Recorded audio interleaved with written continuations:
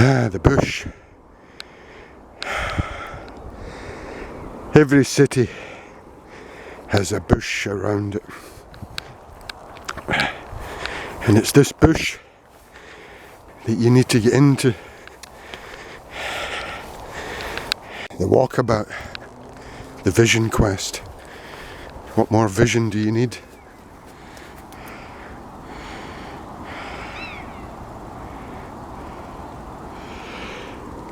Than the primal perch. And you'll notice other visionary creatures up here. No sign of man, but plenty of birds and butterflies and insects.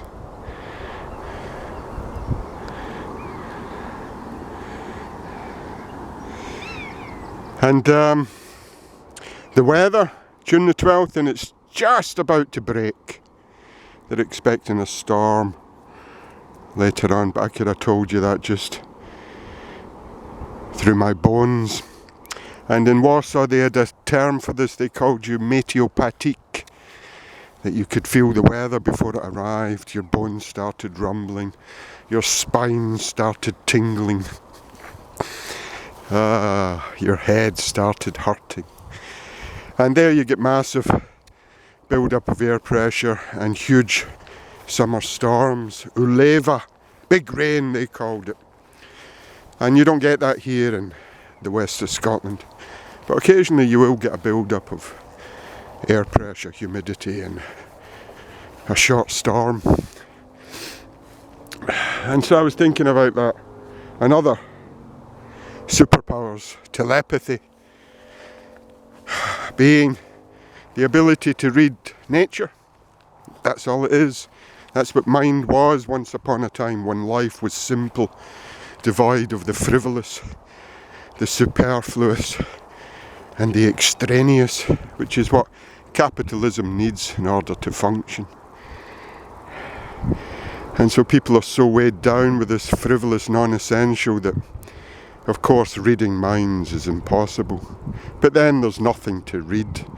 It's as the old saying goes, in order to travel, what is it? Travel broadens the mind, but you need a mind first. The problem with man is that he's got a mind, but it's so full of rubbish that, and he doesn't renew it, he doesn't cleanse it by coming into nature. And so it just piles up until it's so horrendous that, of course, all he can talk about is the frivolous and the irrelevant. And that's because he doesn't come into the bush to say hello to the buzzard and his own vision.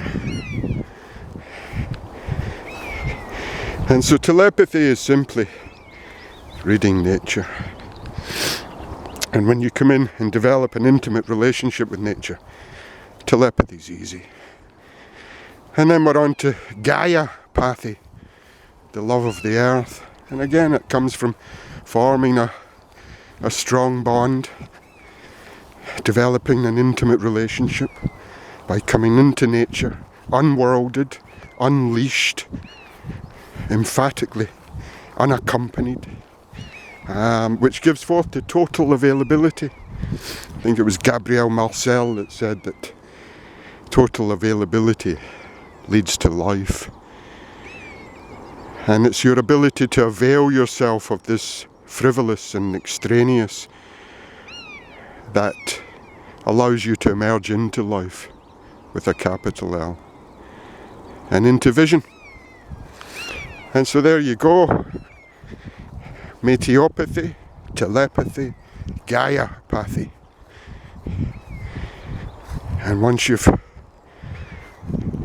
signed and sealed the Holy Trinity, you cannot do anything but live life to its fullness.